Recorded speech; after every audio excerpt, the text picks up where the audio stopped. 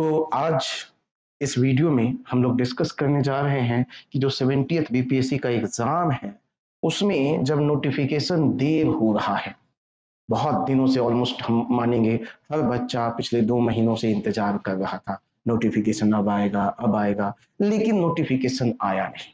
और जो scheduled 70th BPSC का कैलेंडर में डेट था वो 30th सितंबर है। अब आज हम लोग 21 अगस्त पे बैठे हैं और जो टाइमलाइन देखकर अब लगता नहीं है कि 30th सितंबर को एग्जाम हो पाएगा। अब इसमें बच्चे बहुत कंफ्यूज्ड हैं। मैंने आप ही के बिहाफ पे बीपीएससी चेयरमैन सर से रिक्वेस्ट भी किया था कि सर कोई तो डायरेक्शन दे दे जिससे एटलीस्ट बच्चों में कंफ्यूजन ना हो और वो अपनी प्रिपरेशन को एक अच्छे तरीके से प्लान्ड मैनर में कर सके। लेकिन वहां से भी कोई रिप्लाई नहीं आया और इन सब में अब क्वेश्चन आता है कि क्या मैं प्रीलिम्स की पढ़ाई करूं या मेंस की भी प्रिपरेशन मुझे करनी चाहिए। ऐसे बहुत सारे बच्चों के मन में डाउट है। तो चलिए अगले कुछ मिनटों में हम इन्हीं बातों को एक एक करके समझते हैं। अब ये कंफ्यूजन तो है बच्चों में कि जब नोटिफिकेशन इतना डिले हो गया है तो मैं क्या अपनी प्रीलिम्स की प्रिपरेशन को कंटिन्यू करूं या मैं कुछ पार्ट मेंस का भी करूं। मेंस का भी करूं तो कितना करूं, क्या पेपर 1 कर लूं, पेपर 2 करूं, एसए करूं या तीनों कर लूं। नहीं, मेरा तो पीटी ही बहुत दिनों से नहीं हुआ है, मेंस में जाऊंगा मैं कंफ्यूज हो जाऊंगा। ऐसे बहुत सारे डिलेमा है। तो आइए आज हम सारे डिलेमास पे बैठ के बात करते हैं और हम लोग एक कंक्लूजन ड्रॉ करने की कोशिश करेंगे। अब इस कंक्लूजन को ड्रॉ करने से पहले थोड़ा सिनारियो को समझते हैं। नोटिफिकेशन डिले है, ऑलमोस्ट 1.5 मंथ से डिले है। 30th सितंबर को भी एग्जाम ना के बराबर है। अब 30th सितंबर के बाद देखते हैं। हम देखें तो अक्टूबर 2 या 3 अक्टूबर से आपको दशहरा स्टार्ट हो जाएगा, 12 अक्टूबर को दशमी है। फिर आगे देखें तो 31 अक्टूबर या 1 नवंबर को दीपावली है और फिर 5-6 दिनों बाद छठ है, तो 6 नवंबर ऐसे हो गए। अब कोई पता है कि जनरली फेस्टिवल के दौरान गवर्नमेंट खुद इतना व्यस्त होती है कि वो एग्जाम जनरली नहीं कराती है। तो यदि इस टाइमलाइन को देखें तो हम लोग को नजर आएगा कि करीब करीब ये एग्जाम 12-14 नवंबर के बाद ही शिफ्ट होता दिख रहा है, क्योंकि 6-7 तारीख को तो छठ ही खत्म हो रहा है, उसके बाद भी 1 वीक लगेगा नॉर्मल चीजों को होने में। तो अभी एग्जाम 14 नवंबर के बाद ही शिफ्ट होता दिख रहा है। अब यदि हम 14 नवंबर को भी लेके चलें या 15 नवंबर को लेके चलें तो हम देखें तो अभी से हम 21 अगस्त पे बैठे हैं, 10 दिन इधर हो गया, पूरा सितंबर 30 दिन, अक्टूबर 30 दिन, 60, 10, 70 एंड नवंबर में भी 10 से 15 दिन। जनरली हम देखें तो 80 से 85 दिन अभी भी है। यदि हम 30 सितंबर को लेके या मान ले लगता है कि अक्टूबर में भी है, तब भी हमारे पास 60 से 65 दिन है।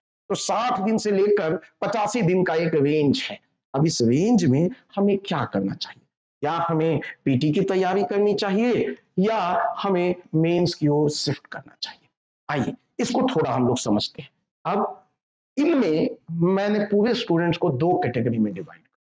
पहला वो स्टूडेंट्स हैं जो ऑलरेडी 70th बीपीएससी के लिए 70th बीपीएससी प्रीलिम्स के लिए एकदम तैयार है।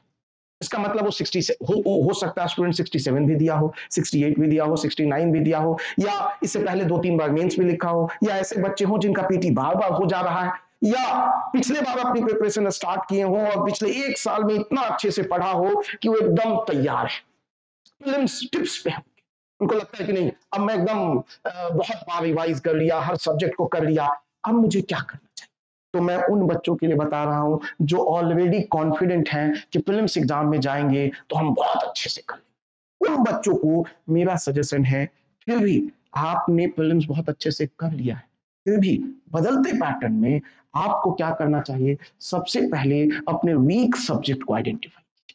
जनरली हम क्या करते हैं, जो सब्जेक्ट हमें आते हैं उन पे हम बहुत ज्यादा फोकस करते हैं, तो वीक सब्जेक्ट को आइडेंटिफाई कीजिए, बिहार स्पेसिफिक सब्जेक्ट को ज्यादा आइडेंटिफाई कीजिए।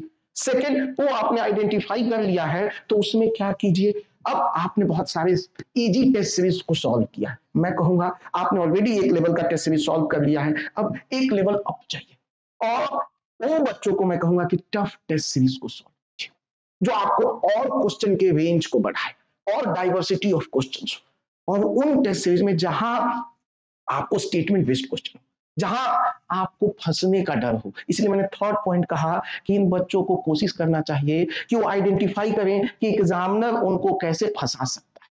और ये आपको कैसे पता चलेगा, जब आप टफ टेस्ट सीरीज देंगे तो उनमें कैसे क्वेश्चन को इस तरह सेट किया जाता है कि आप आराम से फंस जाते हैं। तो हमें आइडेंटिफाई करना होगा हम कहां फंस जा रहे हैं, कहां क्वेश्चन को इतना घुमा दे रहा है कि हमारे सब पढ़े होने के बावजूद हमसे गलती हो जा रही है। हम आइडेंटिफाई करें। एंड लास्ट में उन बच्चों को कहूंगा कि आपने चलिए सब पढ़ लिया, वीक एरिया भी आइडेंटिफाई कर लिया, टफ टेस्ट सीरीज भी दे लिया, ट्रैप्स भी आपको पता है। लास्ट चीज कहूंगा, अपने लिए कुछ टूल डेवलप करने की कोशिश कीजिए कि वो जो 2 घंटे में यदि सिचुएशन वर्स्ट केस हो जाता है तो आपको क्या काम आएगा। जैसे एलिमिनेशन मेथड, जैसे आप कॉन्फिडेंट इतना हो कि बड़े बड़े वाले क्वेश्चंस को भी हो तो आप उसको इजीली एलिमिनेट कर सके, जो एक्सट्रीम वर्ड्स हैं उसको आइडेंटिफाई कर सके। ठीक है, तो आपको ये टूल्स डेवलप करने होंगे। हो सकता है कोई नया क्वेश्चन देख के आपको पैनिक अटैक आता, तो आपको टूल डेवलप करना है कि मैं अपने आप को पैनिक सिचुएशन में भी कैसे शांत रखूं। यदि 5 क्वेश्चन लगातार नहीं बना तो उस सिचुएशन में मैं अपने आप को कैसे शांत करूं। तो उस 2 घंटे को कैसे मैनेज करना है, इसकी भी प्रिपरेशन आपको स्टार्ट कर देनी चाहिए। तो ये उन बच्चों के लिए है जो ऑलरेडी कह रहे हैं कि मेरा पीटी एकदम कंफर्म है, मैं पहले बहुत बार दे चुका हूं, या मैं पिछले 1 साल में इतने अच्छे से पढ़ा हूं कि पीटी में मुझे कोई टेंशन नहीं होगा, या पिछले 5 महीने मैंने इतनी अच्छी तैयारी की है कि मुझे कोई दिक्कत नहीं होगा। उन बच्चों के लिए तब भी मैं कहूंगा पीटी को सीरियसली ले और इन 4 स्टेप को जरूर फॉलो करें। और यही बच्चे मैं कहूंगा मेंस की ओर बढ़ेंगे। अब मैं बताऊंगा मेंस में किन एरियाज को कवर करना है, बट पहले पीटी का आप कंप्लीट करें एंड देन हम मेंस पे अभी 2 से 3 मिनट में आएंगे कि इन बच्चों को मेंस में क्या करना चाहिए। आइए अब हम लोग दूसरी कैटेगरी ऑफ बच्चे को समझते हैं।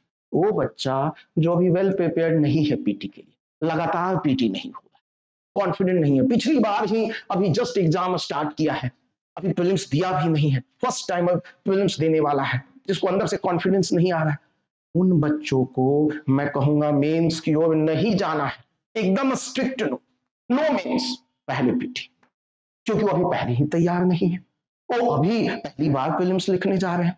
तो माय डियर स्टूडेंट्स, मेंस आपको सोचना ही नहीं है। नो, मैं आप पीटी दे लीजिए, आप निकाल लेंगे, मेंस में उस 3 महीने में बहुत अच्छे से करा दो। तो मेंस नहीं।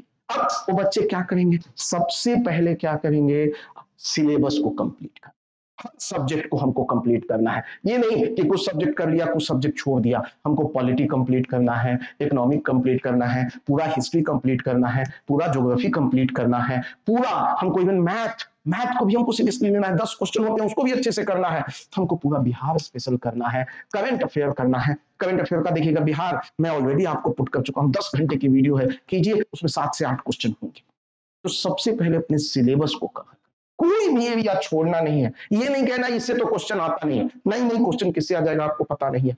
तो पहले सिलेबस को कवर कीजिए, उसके बाद आप रिवाइज कीजिए। आपको लगता है कि मेरे को एकदम पूरा रिवीजन हो गया है, तो मैं कहूंगा फट से टेस्ट सीरीज लगा लीजिए। और जैसा मैंने कहा, कैसा टेस्ट सीरीज, थोड़ा टफ टेस्ट सीरीज, वैसा टेस्ट सीरीज जिसमें स्टेटमेंट बेस्ड क्वेश्चन आते हैं, ऐसे टेस्ट सीरीज को दीजिए।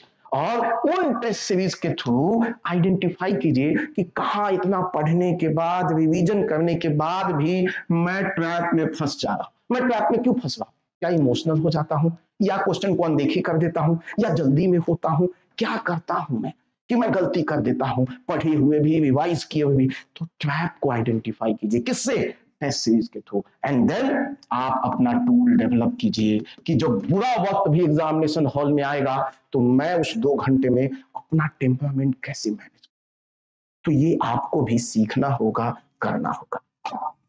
एक और पॉइंट मैं बता दूं कि अब इन बच्चों का जो टारगेट होना चाहिए स्कोर का, वो क्या होना चाहिए, 100 to 105 मार्क्स। कितना भी वर्स्ट केस हो, फाइनल डे पे आप बच्चे 100 से 105 मार्क्स तो लेके आना ही। समझ रहे हैं आप, ये उन बच्चों के लिए बता रहा हूं जो प्रिपेयर नहीं है, उनको अभी एक्स्ट्रा 2 महीने टाइम मिल रहा है, 85 दिन टाइम मिल रहा है, तो अब घबराने की जरूरत नहीं है। आप फट से क्या करें, अभी भी 85 दिन बड़ा लंबा पीरियड होता है, ऑलमोस्ट 3 मंथ है। डोंट वरी, अपनी प्रिपरेशन को एकदम और एक्सीलरेट कर दें, आपको और टाइम मिल गया है, अपने स्कोर को 100 से 105 रखना है। लेकिन जो बच्चे ऑलरेडी प्रिपेयर कर चुके हैं, जो पहले भी एग्जाम दे चुके हैं, मैं उनको कहूंगा यदि पहले का टारगेट 105 है, 100 है, तो अब अपना टारगेट 110 रखिए।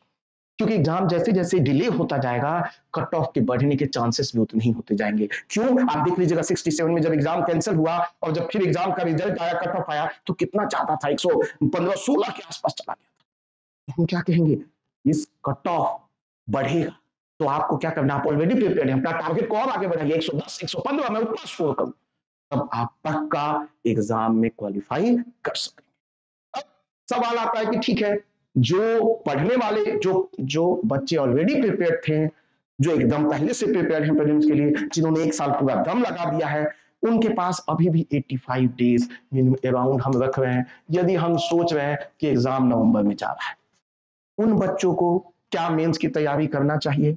मैं कहूंगा हाँ, यदि आप कॉन्फिडेंट हैं, आपको एकदम लगता है कि प्रीलिम्स मेरा नहीं रुकेगा, तो मैं कहूंगा कि थोड़ा टाइम डिवीजन, थोड़ा टाइम किसको दे दीजिए, मेंस एग्जाम। और मेंस एग्जाम में आपको पता है 3 पेपर है, जीएस पेपर 1 है, 2 है, एसए है।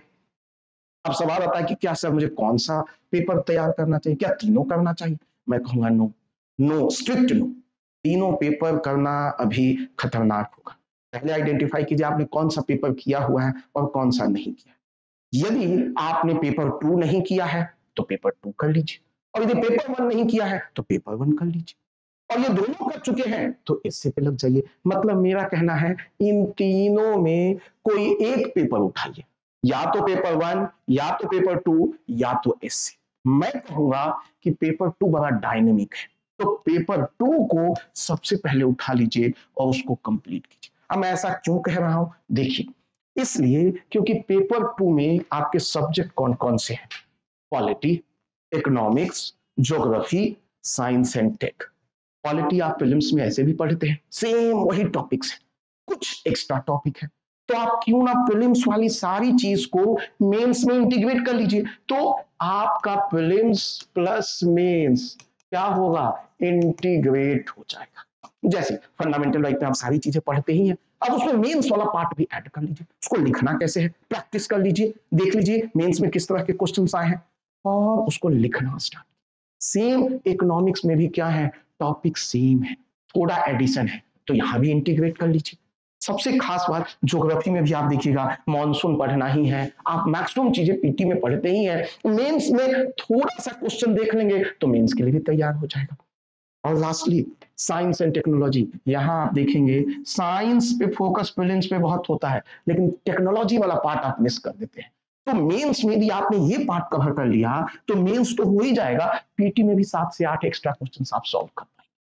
ठीक है, तो इसका मतलब है कि पेपर 2 एक ऐसा सब्जेक्ट है, जीएस पेपर 2, जो आपके प्रीलिम्स के एग्जाम के साथ मिंगल कर जाएगा, इंटीग्रेट हो जाएगा, आपका ज्यादा समय नहीं लेगा और इंटरेस्टिंग भी बना रहेगा।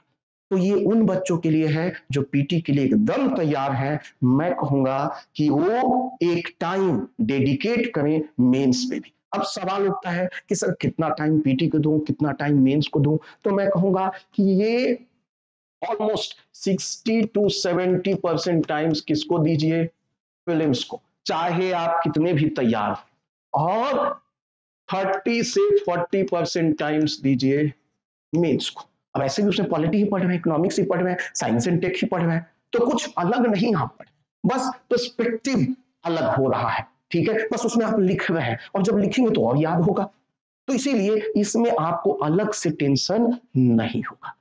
तो वही मैंने कहा है, फोकस तब भी प्रीलिम्स पे करना है, और इन सब के साथ आपको अपने वही टूल्स डेवलप करने हैं ताकि आप उस 2 घंटे को एग्जामिनेशन हॉल में कैसे मैनेज करें। लास्टली आपको वीक एरिया आइडेंटिफाई करना है, रिवाइज करना है, और ये सब आपको क्या देगा, self confidence. PT self confidence पे बहुत निर्भर है, सेल्फ कॉन्फिडेंस बहुत हाई है एक्सक्यूज मी, तो पीटी निकलने के चांसेस। और जब आपने पीटी और मेंस को इंटीग्रेट किया है तो यदि कोई स्टेटमेंट बेस्ड क्वेश्चन भी है तो आप ब्रॉडली सोच पाएंगे और आप बहुत अच्छे से आंसर लिख पाएंगे, एंड पीटी में भी उन क्वेश्चंस को सॉल्व कर पाएंगे। तो मेरा बस इतना ही कहना है कि आप समझिए आपकी प्रिपरेशन लेवल क्या है, उसी अनुसार आप डिसीजन लीजिए, और मैं कहूंगा घबराना नहीं है, शांति बनाए रखना है और चुपचाप मेहनत करना है। जो चुपचाप मेहनत कर रहा है, रिजल्ट आना ही है। गवर्नमेंट कब निकालेगी, नहीं निकालेगी, हम उस पर दिमाग ना लगाएं, बस शांति से अपनी प्रिपरेशन करते रहें। एंड आई एम श्योर जल्दी ही नोटिफिकेशन आएगा और हम सब अभी जो अपनी मेहनत कर रहे हैं उसका फल भी मिलेगा। ऑल द बेस्ट और जल्दी मिलते हैं फिर से नेक्स्ट क्लास में।